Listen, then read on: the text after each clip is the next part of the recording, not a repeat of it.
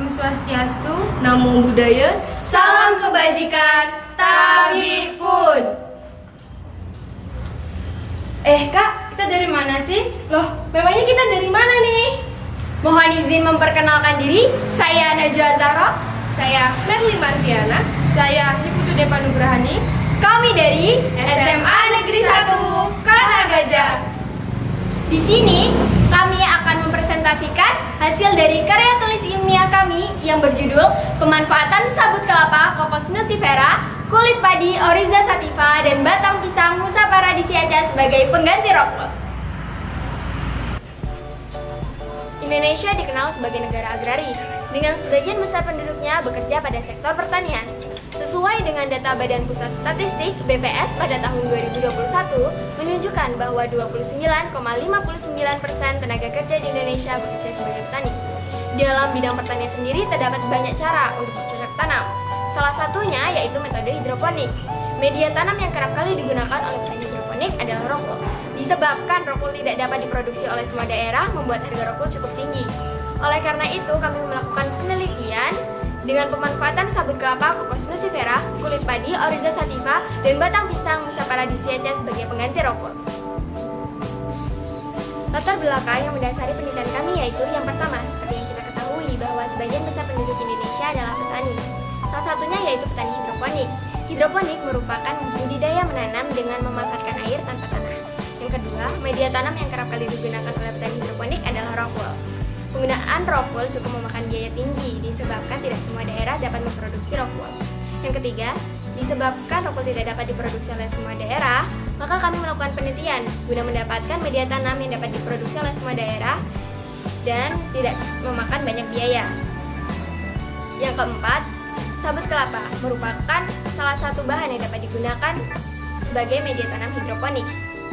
Untuk meningkatkan kualitas sebagai pengganti rokul, maka kami menambahkan bahan lain yaitu kulit padi Oryza sativa dan batang pisang Musa paradisiaca. Pengganti rokul dari percampuran tiga bahan tersebut kami beri nama Komuza. Untuk memperkuat kajian kami mencari sumber-sumber yang membahas tentang metode dan bahan yang kami gunakan dalam penelitian ini. Rumusan masalah yang muncul pada penelitian kami yaitu apakah media Komuza pengganti rokul dapat digunakan sebagai media tanam hidroponik yang berkualitas?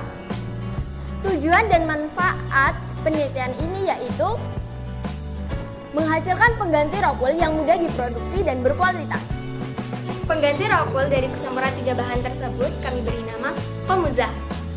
Untuk memperkuat kajian kami mencari sumber-sumber yang membahas tentang metode dan bahan yang kami gunakan dalam penelitian ini. Di dalam tinjauan pustaka ada 5 hal yang akan dibahas. Yang pertama adalah rokul. Rokul merupakan produk serat yang terbuat dari bebatuan. Menurut Nurdiana et al. Pada tahun 2013, rokul memiliki pH yang cukup tinggi sehingga membutuhkan perlakuan khusus sebelum menjadikannya sebuah media tanam. Rokul memiliki ketahanan suhu dan kelembapan mencapai 650 derajat Celcius. Yang kedua, sabut kelapa. Menurut Agus pada tahun 1994, sabut kelapa memiliki pori-pori yang dapat menyerap cukup banyak air. Hal ini sangat menguntungkan bagi proses penanaman, karena pori-pori tersebut dapat menyerap pupuk cair sehingga frekuensi pemupukan dapat diturunkan. Di dalam sabut kelapa juga terkandung unsur hara dari alam yang sangat membantu dalam pertumbuhan. Sabut kelapa juga dapat mengemburkan tanah dengan pH yang netral dan menunjang akar sehingga baik bagi pembibitan. Yang ketiga, kulit padi.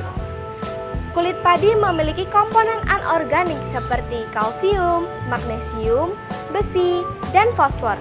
Komponen anorganik tersebut adalah senyawa yang dibutuhkan bagi pertumbuhan. Yang keempat, batang pisang.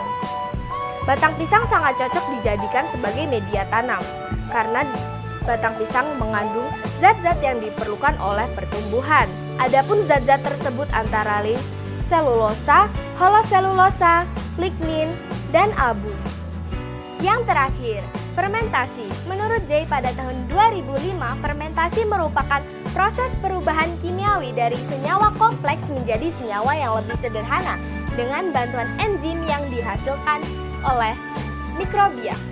Penelitian ini dilakukan dalam rentang waktu 28 Juni sampai 1 September 2021 di SMA Negeri 1 Kota Gajah.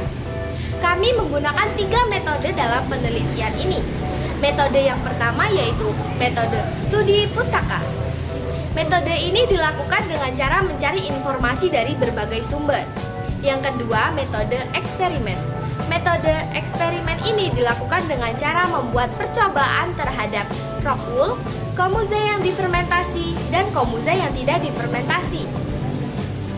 Metode yang ketiga adalah metode observasi. Metode ini kami lakukan dengan cara mengamati pertumbuhan tanaman yang ditanam dalam media tanam rock wool, komuze yang difermentasi, dan komuze yang tidak difermentasi.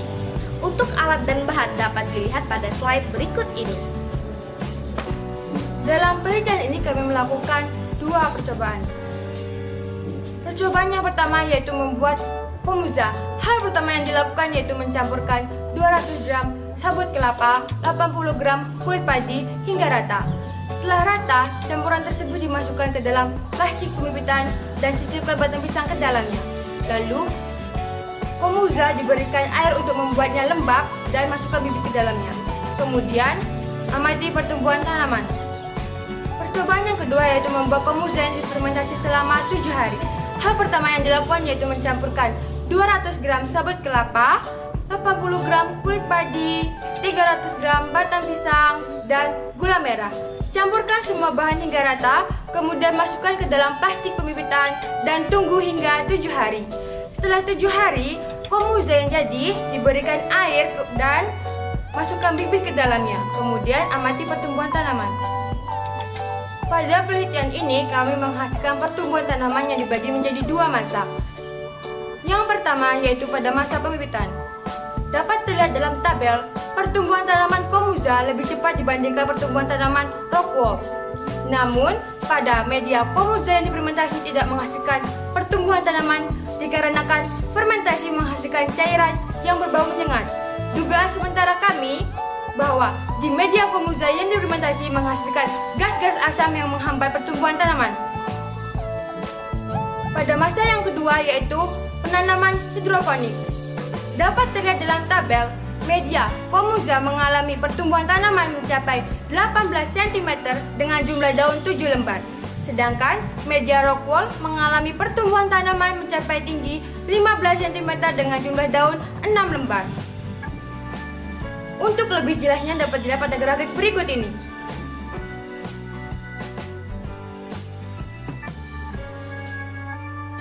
Penelitian ini menghasilkan 3 kesimpulan, yaitu pertama, media tanam komuza dapat dijadikan sebagai pengganti rockwool.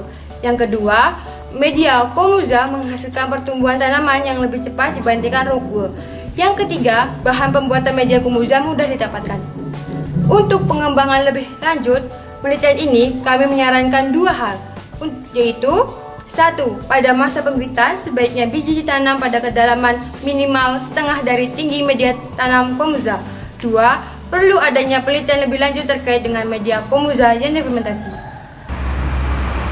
Demikian presentasi dari kami, semoga apa yang telah disampaikan dapat bermanfaat bagi kita semua. Cekito erga sum, saya berpikir maka saya ada. Sekian dan terima kasih, kami akhiri. Wassalamualaikum warahmatullahi wabarakatuh.